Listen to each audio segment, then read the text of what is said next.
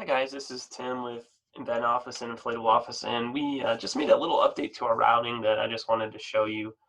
It was released last week with our last release, and it just makes it a little more convenient when you're routing, and if you want to maybe drop something off early, you need to know if it's possible to do that based on your other schedule for those days. So you can see right here we have two events. We have one on the 7th and one on the 8th.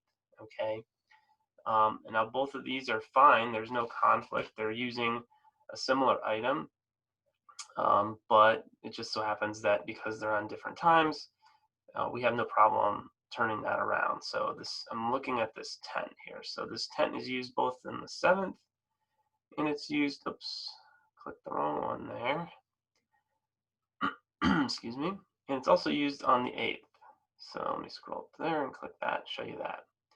See, it's also used on the 8th right down here. So anyway, there's one setting that you have to have set if you want this to work properly, and that is over here on the preferences. If we look at our delivery preferences, right here it says when using the delivery routing tool, you want it to automatically update the delivery and return windows. And the reason why that's important is because that's some of the information that is used to calculate whether you have an issue with a conflict. So anyway, over onto the routing screen, you can see that I've already started scheduling some stuff. So I'm looking at 2 days here worth of stuff, and I've put in the one that was on the 7th up here where it's supposed to be.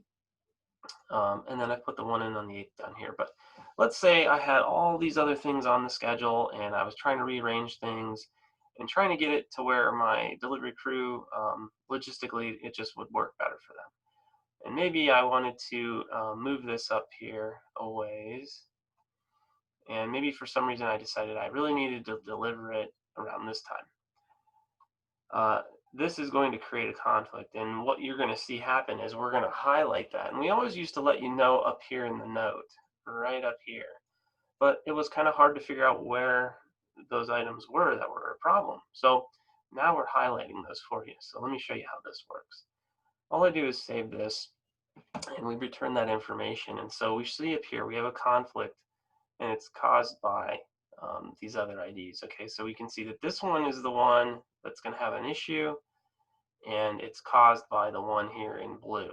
So it's real easy to see that, oh, okay, I have to move this outside of that event, and then I'll be fine.